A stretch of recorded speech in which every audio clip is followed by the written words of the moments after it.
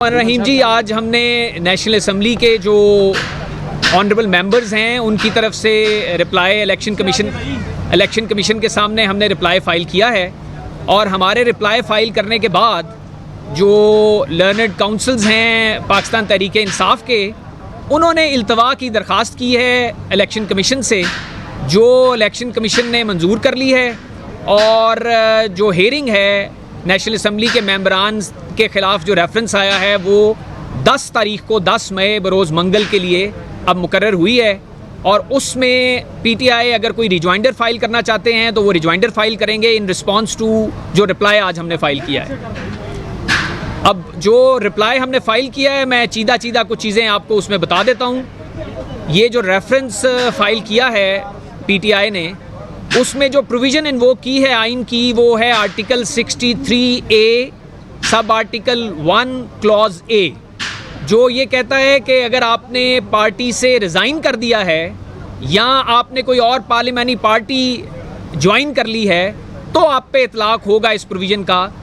इस केस में दोनों ही सूरतें नहीं हैं, ना तो कोई किसी ऑनरेबल मेंबर ने रिज़ाइन किया है पार्लियामेंट्री पार्टी से और ना कोई और पार्टी ज्वाइन की है। इस बाबत कानून वाज़े है, ऑनरेबल सुप्रीम कोर्ट ये तय कर चुकी है आयशा गुलालाए केस में कि ये जो मीडिया टॉक्स हैं या जो कोई स्टेटमेंट्स हैं, जब तक ये ट्रांसफॉर्म ना हो एक रेजिग्नेशन की सूरत में, तब तक उस मेंबर को आप ये नहीं कह सकते कि उसने रिज़ाइन कर दिया है। या फिर कोई टेंजिबल डॉक्यूमेंट्री प्रूफ चाहिए होगा कि उस मेंबर ने कोई दूसरी पार्टी ज्वाइन कर ली है, जो दोनों चीज़ें इस केस में मिसिंग हैं। लिहाजा इस केस का फेट यही है, ये आज डिसमिस हो जाता, ये ट्यूसडे को डिसमिस हो जाएगा।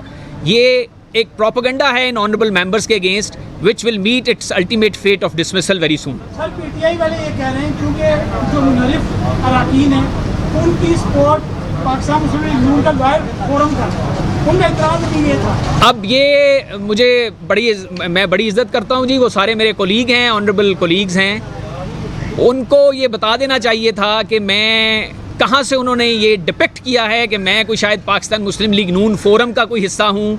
I am a professional lawyer. मैं अपने ब्रीफ के मुताबिक अपने क्लाइंट को आइन और कानून को सामने रखते हुए डिफेंड करता हूँ।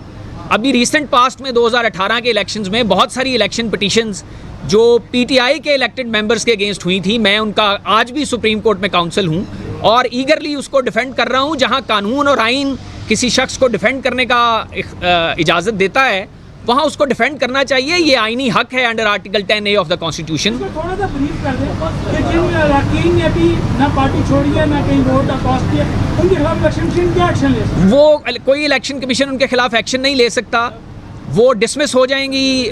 रेफरेंस जो हैं वो declaration will be rejected and वो सुरखरू होंगे इंशाल्लाह वो तमाम मेंबरान जिनके अगेंस्ट ये सारा प्रोपेगेंडा किया गया है। Thank you ji.